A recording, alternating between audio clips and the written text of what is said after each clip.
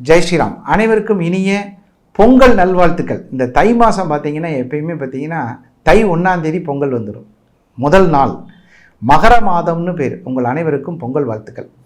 இந்த மகர மாதத்தில் வரக்கூடிய ராசி பலன்களை பற்றி இப்போ பார்க்க போகிறோம். மகர மாதம் அப்படிங்கிறதுக்கு எப்படி என்ன சார் அப்படி ஒரு விஷயம் அப்படின்னு பார்க்கும்போது உத்தராயணம்னு பேர். உத்தராயணம் அப்படின்னா என்ன அப்படின்னு கேட்டால் மகர மாதத்தில் வரக்கூடிய உத்திராடம் 2ஆம் பாதத்தில் சூரிய பகவான் பிரவேசிக்கிறதுக்கு பேர் உத்தராயணம்னு பேர்.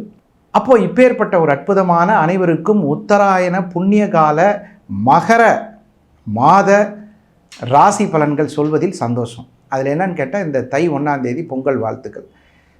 சூரிய பகவானை வச்சு தான் நம்மளுடைய ராசி பலன்கள் எல்லாருக்கும் நம்ம சொல்லிகிட்டு இருக்கோம். அது சந்திரனை பேஸ் பண்ணி எப்படின்னா ஒருத்தருக்கு லக்னம் என்று சொன்னால் அது உயிரை குறிக்கக்கூடிய விஷயம். ராசி என்றால் உடலை குறிக்கக்கூடியது. சந்திரன் எந்த இடத்துல இருக்கோ அதை பொறுத்து தான் உங்களுக்கு ராசின்னு சொல்லுவாங்க. சுருக்கமாக சொல்லப்போனால் மேஷங்கிற இடத்துல ஒரு சந்திரன் நின்றிருந்தால் அந்த ராசிக்கு பேர் மேஷம்னு அர்த்தம். மேஷங்கிற இடத்துல ஒரு லா போட்டு இப்படி இது போட்டிருந்தா லக்னம்னு பேர், மேஷ லக்னம்னு பேர்.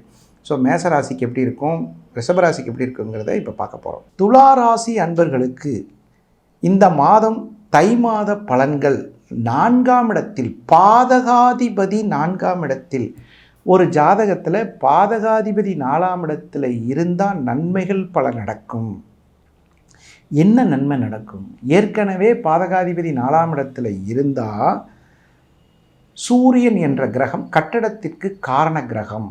ஒரு கட்டடம் கட்டி பாதியில் நிற்கிதுன்னு வைங்களேன், அவங்கெல்லாம் கண்டிப்பாக இந்த கட்டடத்தை திருப்பி தொடங்கிறதுக்கான வாய்ப்பு இருக்கும்.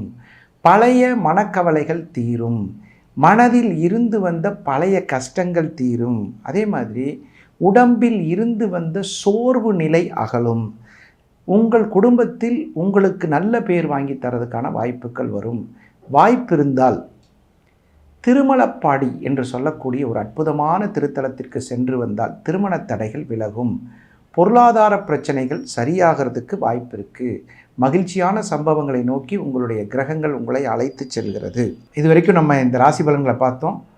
இந்த மாதிரி நிறைய பேருக்கு ஜாதகம் பார்க்கணும் அப்படிங்கிற எண்ணம் இருக்கும். ஆன்லைன் அப்பாயின்மெண்ட் நம்மகிட்ட கிடைக்குது. கீழே இருக்கிற நம்பரில் தாராளமாக நீங்கள் ஃபோன் பண்ணி எங்களுக்கு கூப்பிடலாம், கேட்கலாம். அதுக்கெல்லாம் வாய்ப்பு இருக்குது.